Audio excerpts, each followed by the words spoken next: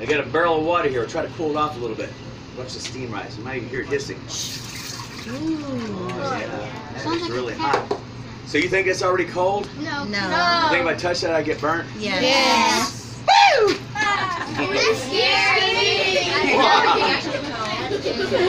Why were they all in Harvard? Nope. So what do you think? Think you'd like to work in here? Yeah.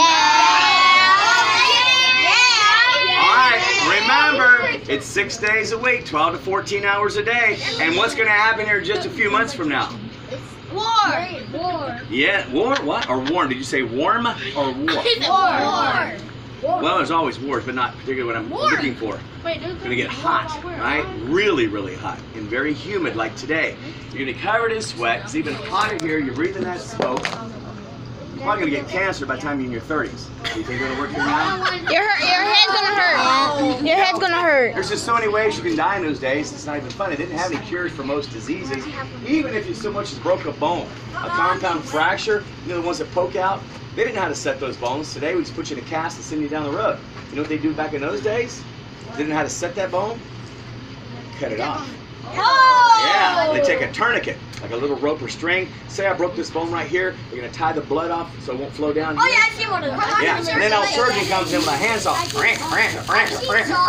that bone off. Take a hot poker. They're going to seal those blood vessels, make them scab up. Then they'll take some salve, take some herbs they learned from the Native Americans, mix that together, slap that on that wound, put a bandage on it. Hopefully somebody will look like this after a while.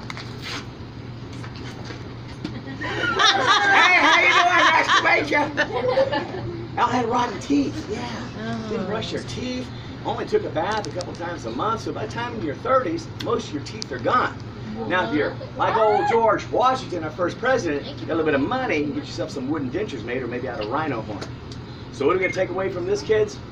Don't play with fire. Brush your teeth. Yeah, that's right. All right. Everybody up. Go head on out of here. It's raining. We're going to go this direction right. How you load a cannon.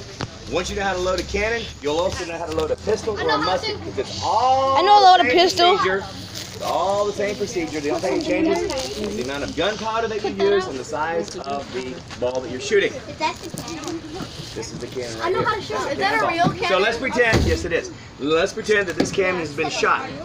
So after it's shot, we're going to have to clean it. So the first thing we're going to do, we're going to take this thing right over here. It's called the worm. The worm. The worm. Metal spring. Because we load cloth in here, pack in the gunpowder, and make it nice and tight. So make sure there's no extra cloth in there. We're going to, after it's shot, we're going to take the worm, push it down in the barrel, and turn that, and pull it back out and see if there's any extra cloth. So after we've done that, we're going to take what is called a sponge.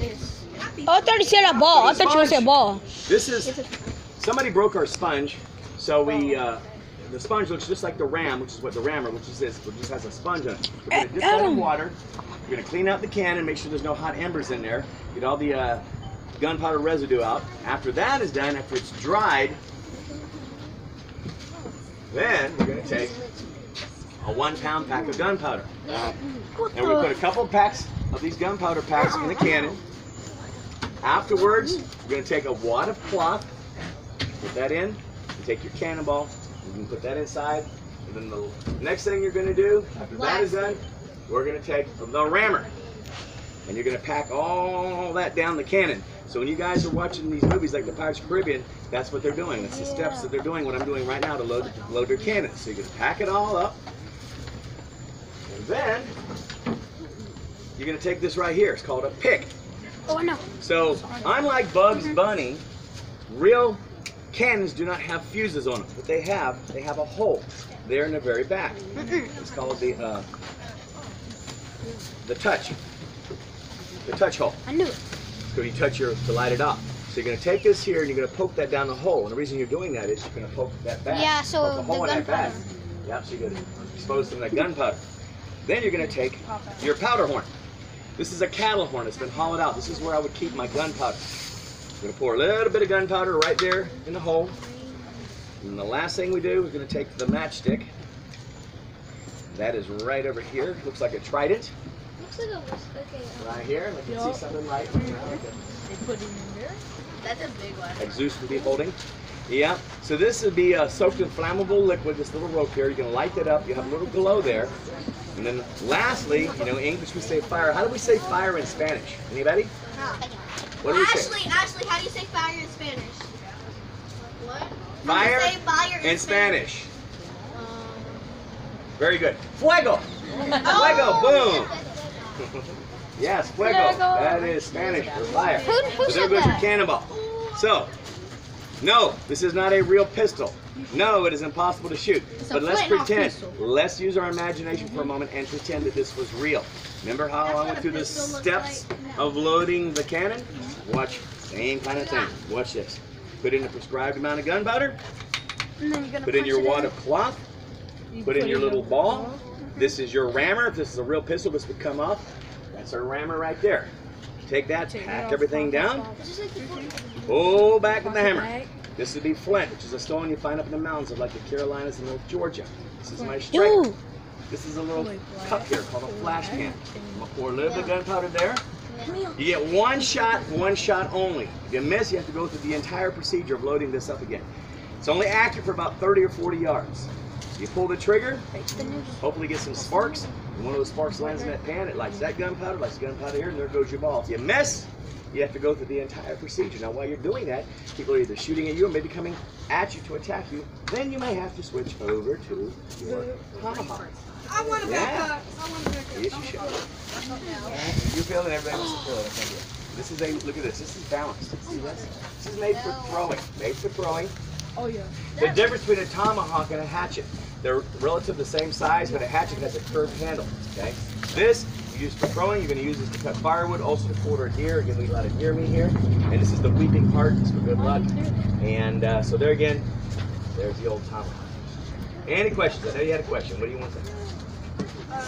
Just saying, I know how to do a really cool magic trick like that. You do? Like you're going to make it disappear when I turn my back and you're going to go home and say, look, I got it myself, a new musket. No, I could catch the bullet. A musket. You could catch the bullet. You can certainly catch this bullet if there's no bullet in there. But I know the trick, but I don't know how to do it. It's been a long time since I saw it. Are you a magic man? Yeah, I like. Do you? Well, that's good. Yeah, that's a fun thing to learn. There's a lot of magic. Okay, what did you like? Time to edit. To build it? Well, not too awful long because they have molds. They have molds that are already molds that are cut out of wood to the exact specifications, and they would heat up that iron, get a lot of iron and heat it up, make it soft, and they pour it in the molds, and then when it dries, you can clean it up a little bit. And that's how they make a lot of things with molds. Don't even touch today, too. Exactly, today too. Even those days, they used a lot of molds. Yeah. So yes, young man. Don't I use muskets? Pardon me? Muskets. What about the muskets? Don't I use them? Do we use them? Yeah. We don't get to walk around with muskets. There's one guy that does children, and sometimes people do things that might get like kind of silly, like walking in front of the gunpowders and getting shot, and then they get hurt, so they don't want us to do those things. Yeah. It's a real bummer. I know, it's really cool. Well, you know, It's a rifle. well, you'll notice a lot of times, even when I'm talking, a lot of people aren't paying attention. So they're not paying attention. It might be something silly, like walking from the cannon when they're getting ready to get shot. Yeah. But what we're going to do is, act like we're loading up cargo. Okay, I'll see you guys later. One line right here, because what we're going to do, when you after he tugs on this, you're going to switch. You're going to switch and then you'll be done, okay? And everybody's going to take a turn. Each one of these boxes weighs 50 pounds. But you'll find this is harder to pull than this one. It's about physics, it's leverage. You guys remember that when you get older in math and science. You have one rope, one pulley. Down here, there's 4 ropes and 2 pulleys, which makes it easier. Anyway, give a tug on it and get a feel. And if you feel it, you switch and going down, and then everybody will go through. Okay, go ahead. Go ahead, young man. Woo! Come on, that's 50 pounds. Come on, Camille.